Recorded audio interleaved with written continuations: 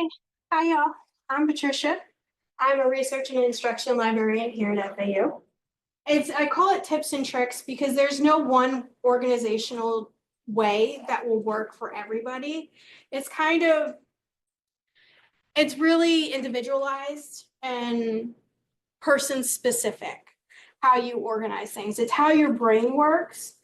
But I did organize a couple of tips and tricks that I've seen other people use that work for them and what works for me too. So you have some examples in there across the board. Okay. So why organize your research? Really, the main reason you're going to organize your research is so you can find it. That's pretty much the only reason you organize your research, right? You want to make it as findable as possible, because if it's not findable, then you might as well not have it. Okay. And when you have a research that's organized and you can find it, it makes researching more efficient because you know what you have and you know what you don't have. It makes your writing clear because if you're writing and you have really clear, organized notes, you can pull from those notes, right? You don't have to kind of try to remember what you wrote in this one article 3 months ago, right? You have those notes to pull from. And less stress overall, right? So these are side benefits of having organized research. You'll have less stress because you have clearer writing and you have more efficient research methods. And you won't have to struggle to find your research after you won't have to struggle to find your research like when you start writing your paper, right? So it makes things go smoothly, makes things easier for you. And what I like to do and what other people have recommended to me is that you really start looking, you start to organize your thoughts and organize your focus and what your researching areas are based on the anatomy of a research paper. So essentially, you have this big topic, right? You have this big topic, and you're like, oh my God, how do I approach it? The best way to approach something like that when you have this research paper that's due is you break it down into its component parts. You break it down into smaller pieces so it's much more easy to approach. So you break it down into the abstract, introduction, literature review, whatever. But you don't have to do these things in the order in which they're listed in a paper, right? You can do them out of order. And I typically do. So when I'm beginning my research, I do a literature review first. I start researching my literature review and I write that up. While I'm doing the literature review, I'm also compiling my references on my reference page so I don't have to go back and do it later. Because I guarantee you, if you're citing 50 sources or even 10 sources and you have to go back, find all of them in your paper, and then go back and try to recreate those references at the end, you're going to feel overwhelmed. You're going to get frustrated. You're going to be like, I just want to be done with this paper already, right? So what we're going to do is I do those two things at the same time. And then at the end, I'll work on my abstract, introduction, discussion, and conclusion. I do those things at the end because then I know, say if I'm performing an experiment, I know how my experiment turned out. So I can write the conclusion much more efficiently, right? I can write my discussion much more efficiently. Sometimes what can happen is when you're researching, your initial research question changes because there may not be enough information on your research topic. And if that happens, then if you already wrote your introduction and your conclusion based off of your initial research question and then you had to change it, you're going to have to rewrite those again. So that's why I just wait until the end to write the introduction, the abstract, and all that, because things can happen during the research process that can change how you would do an abstract in your introduction. Okay? Is everyone with me so far? Okay.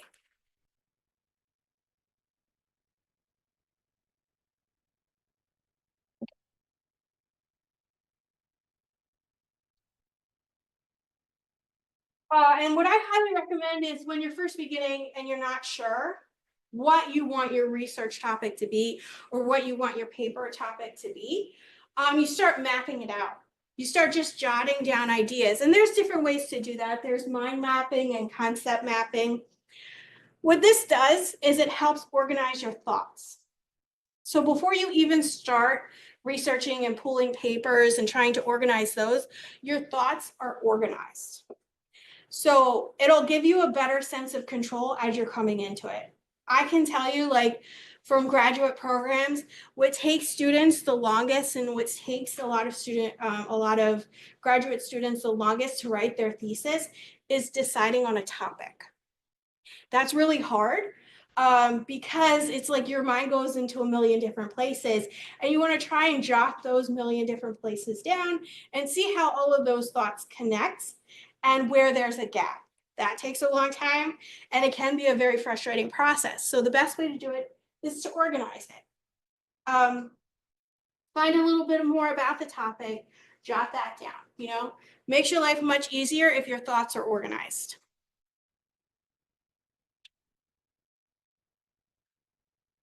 The next thing I'm going to suggest is you develop a research roadmap.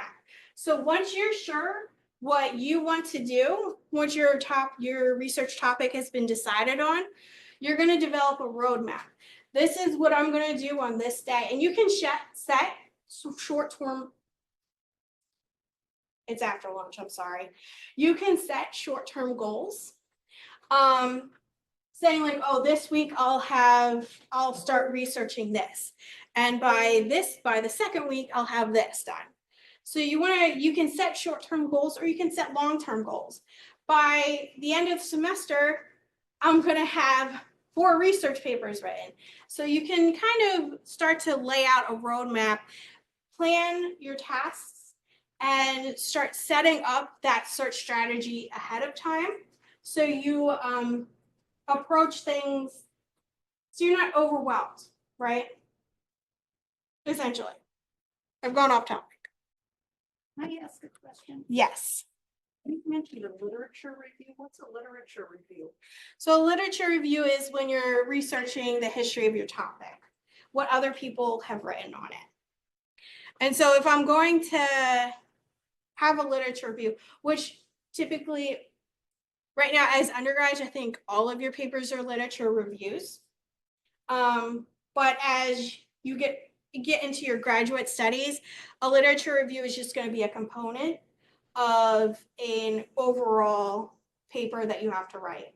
So you have to essentially find out by doing the history, by researching the history of a topic, and then going into it from there.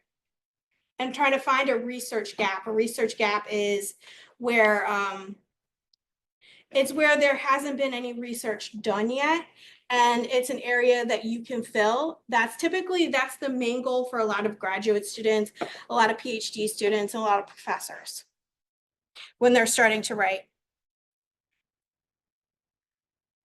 So essentially, set yourself a deadline, do project management formatting. It makes your life easier if you have yourself a deadline because then you're planning in advance. You know what goals you want. So at the end, you have a final product and it won't feel so insurmountable. And this is just different. I mentioned that there are different project management tools available to track tasks and set up goals in your calendar. I've seen people just do written calendars or track it in their phone.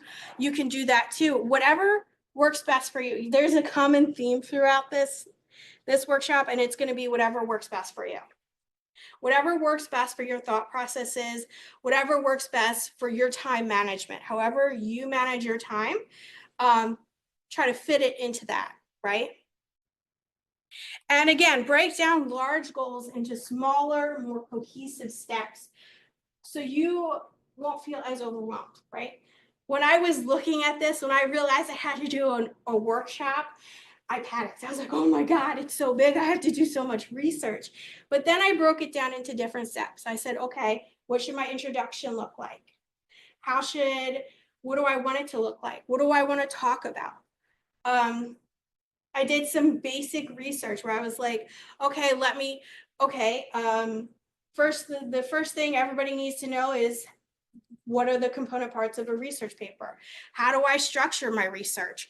How do I structure my time around that? So I break it down into component parts and then work on those actionable steps.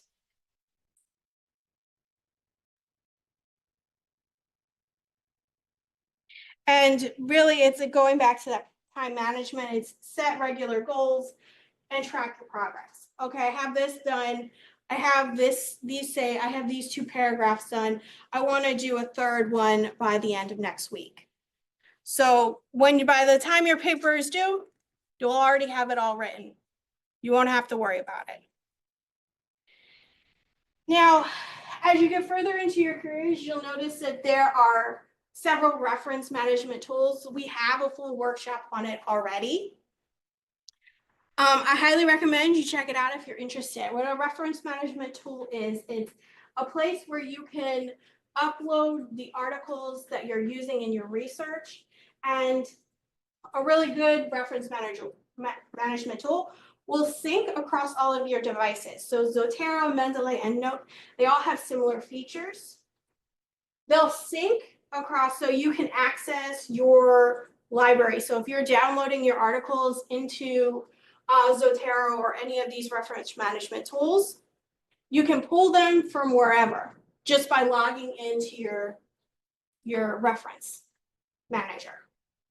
It also allows for note taking, so you can take notes directly into the PDF. It allows for highlighting, tagging. So if you're working on a project for philosophy or for writing a paper for philosophy, and you're writing a paper for your English class at the same time, you can tag papers with philosophy on it, or you can tag it with English. So you know which paper you downloaded into, or uploaded rather, into the reference manager. And belongs to which subject and what you're researching. Some of the downsides is that they can cost money. So a lot of these are paid for services.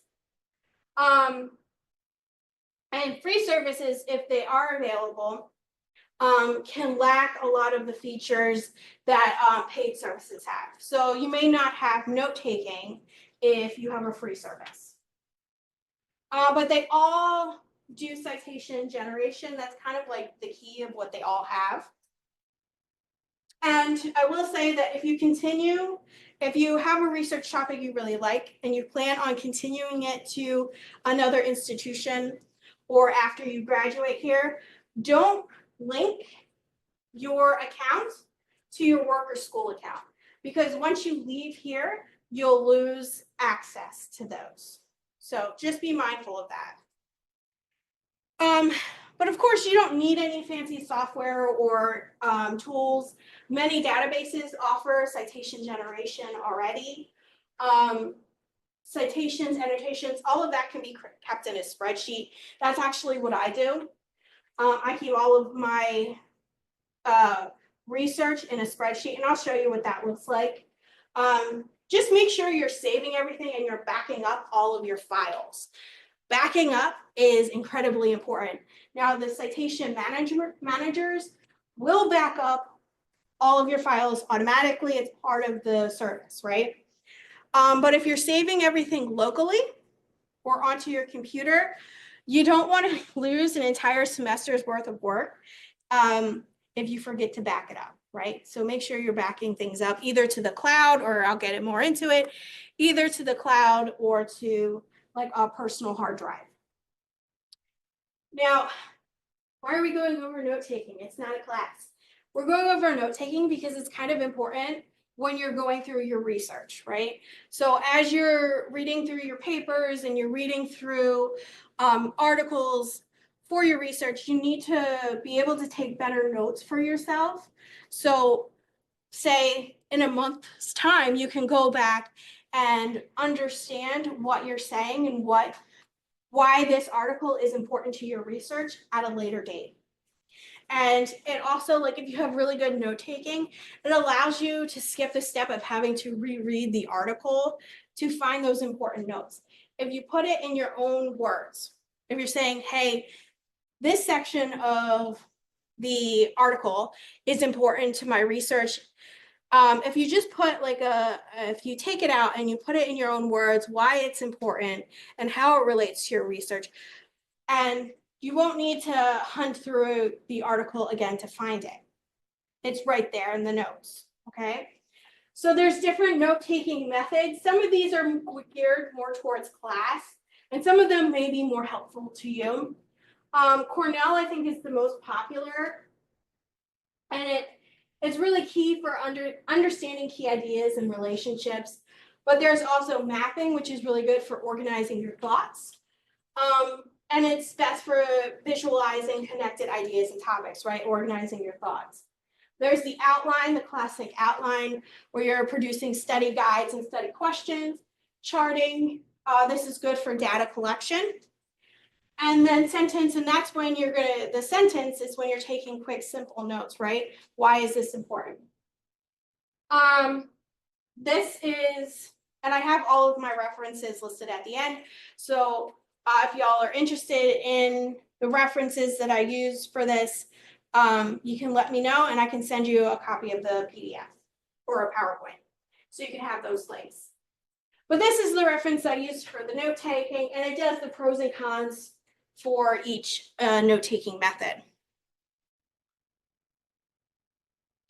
Now, as you advance in your studies, there is a different type of note-taking that you really need to do, and it's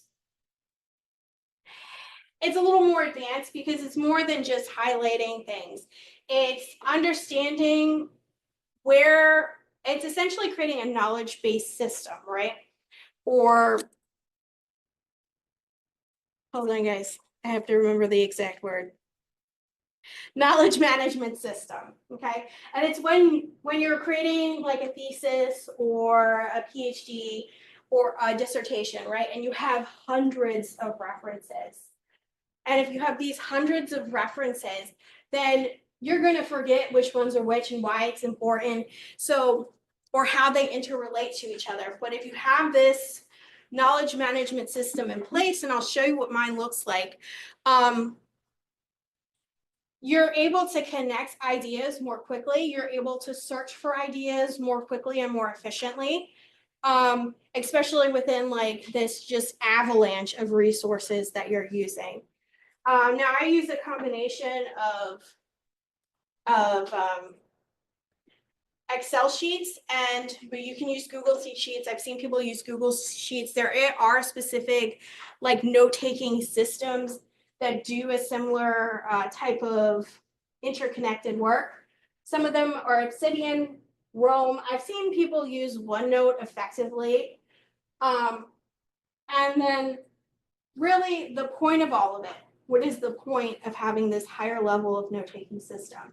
And one, our primary goal of any kind of note-taking system and any kind of research and management organization is to find things, right? You want to find things.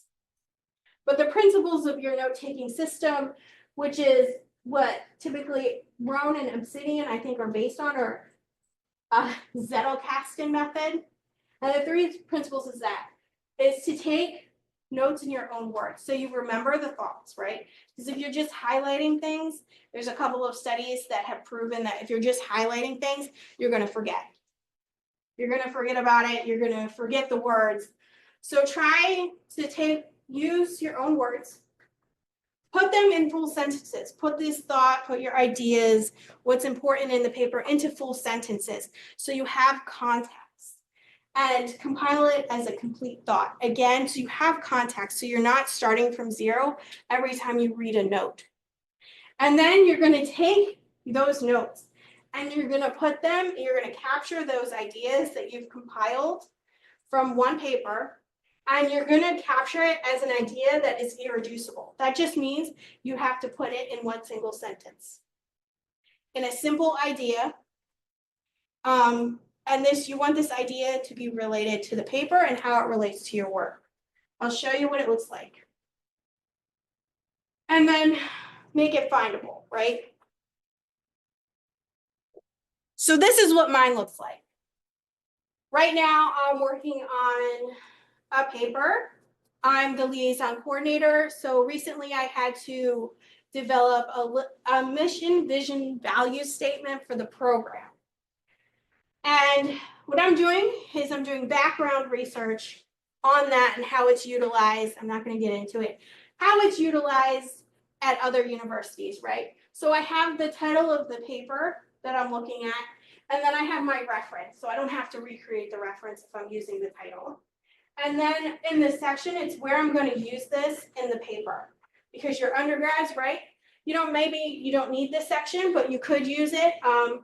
Alternatively, I've seen people use keywording instead of sections, so you know what the keywords are that you want to pull or you want to look for.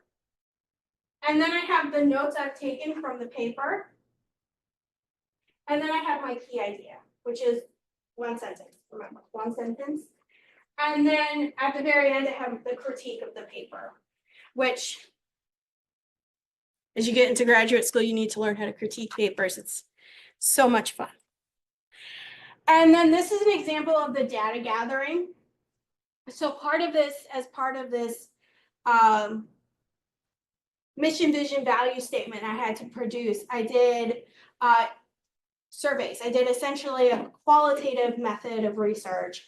I talked to a bunch of sister institutions and I said, hey, what do you guys do for your liaison programs? What do you do? Let me know. So here is how I tracked it.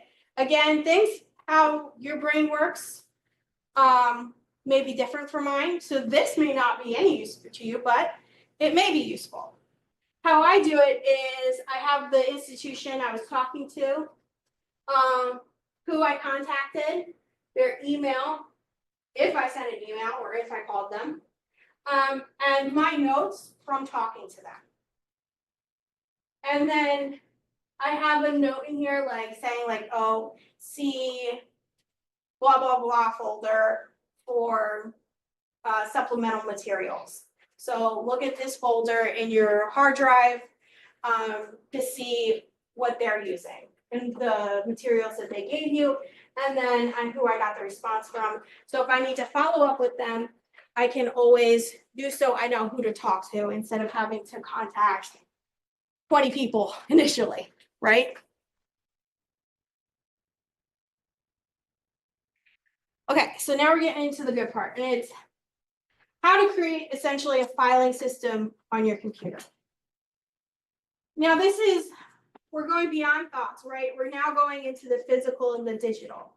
Any filing system you create, make sure it's logical for you. Make sure it works for you.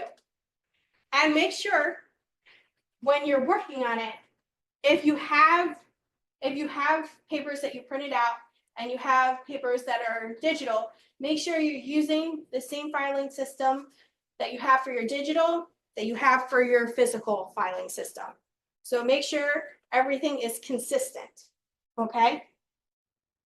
Now, what I mean by logical is I stick to a hierarchical method of filing. So I have the first level of my folders is like these broad categories, right? And then as you go down, the subfolders get more specific. So when I was an archivist, I would set up, I had a filing system that was we had something called houses because there were a lot of historical houses in Boca Raton. And then we broke that big overarching subcategory into different subcategories by house. And then if there was a lot in one subfolder, we would break it down into smaller subfolders or subcategories. Say I had a lot on 1262 Northwest 10th Street, okay? I would then break it down by year. I had those files. So what I would suggest though is you not break down your subcategories more than 3 to 5 subfolders. right? So you want to limit that, because if you go beyond that, if you have 10 subfolders, you're going to get lost and you're not going to find anything. And if you need that many, maybe it's time to look into another category at like level 2. Some people find it effective to just essentially dump all of their files in one folder and call it a day.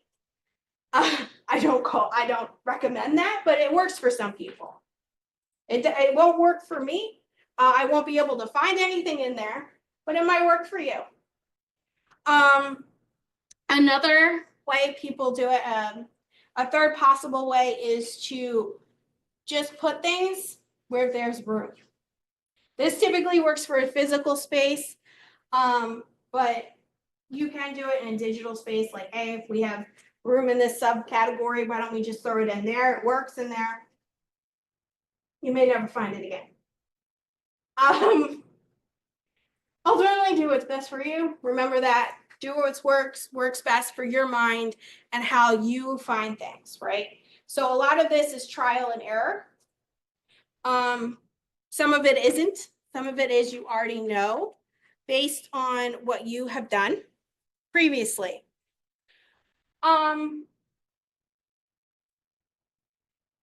Another thing to consider is knowing your storage needs.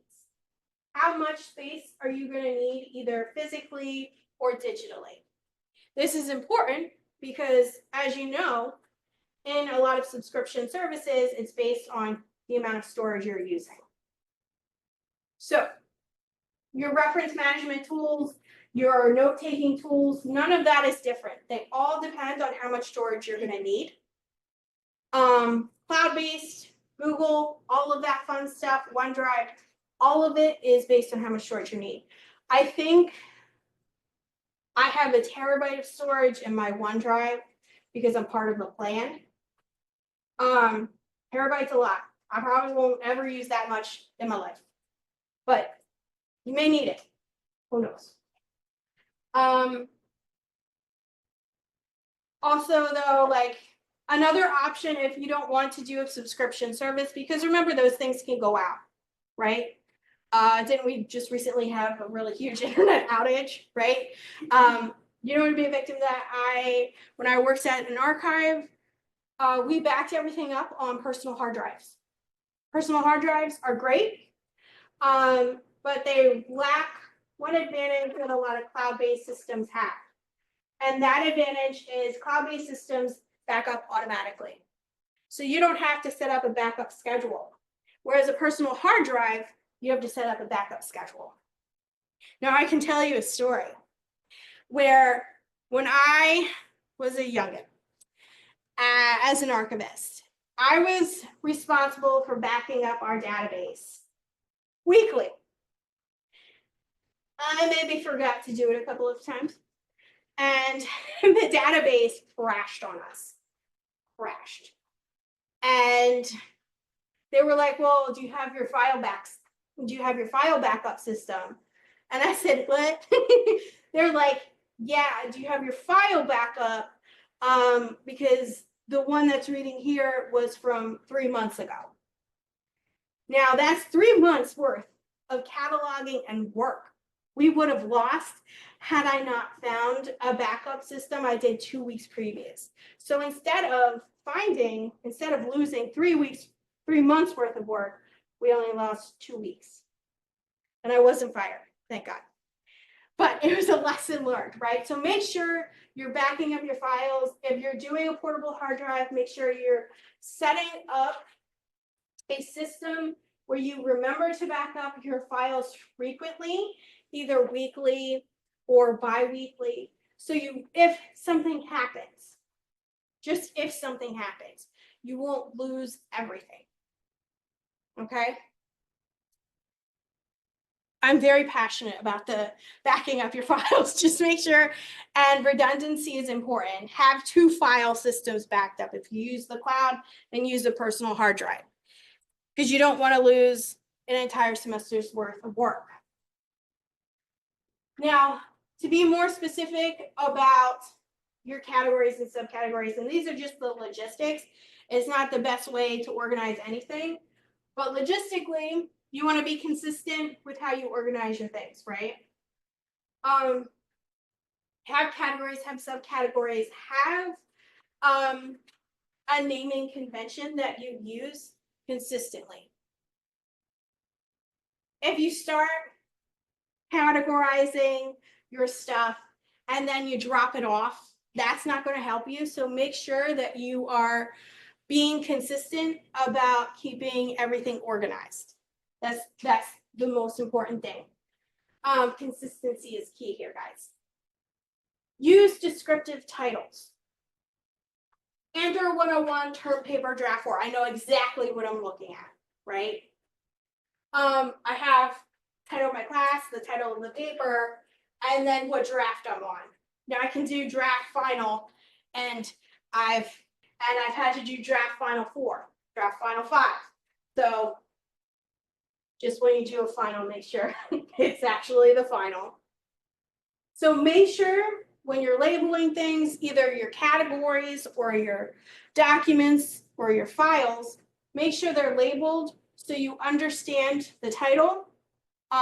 You know it by looking at it. Because if you download, I don't know if you guys ever seen this, if you download an article from a database or from the internet somewhere, the title won't make any sense. You won't know what it is 2 weeks from now. Looking at it in your folder, you're like, what the heck is that?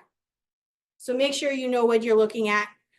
It makes things more findable. Remember, that's the key. And remember, do what works best for you. So our main takeaways. Do what you're comfortable with and what works best for you. You don't have to use any of the fancy software. You don't have to use OneNote. You can use Excel. You can just do pen and paper if that's what works best for you. Be consistent in your naming practices and how you organize your files. If you're not consistent, then you lose track of things, right? Back up your files. Redundancy is important. I'm pretty sure I hit this one a couple of times, but make sure you're backing things up and you don't lose anything. Take notes on what is important to you in an article or book and why it's important, how it relates to your research. These are my resources, at least a portion of my resources that I've used. Let me know if you guys are interested in using any of them or you would like the full list of resources I've used. I can certainly provide them for you. And that's it. Thank you guys for attending. I really appreciate it. And let me know if you have any questions or if you want the resources.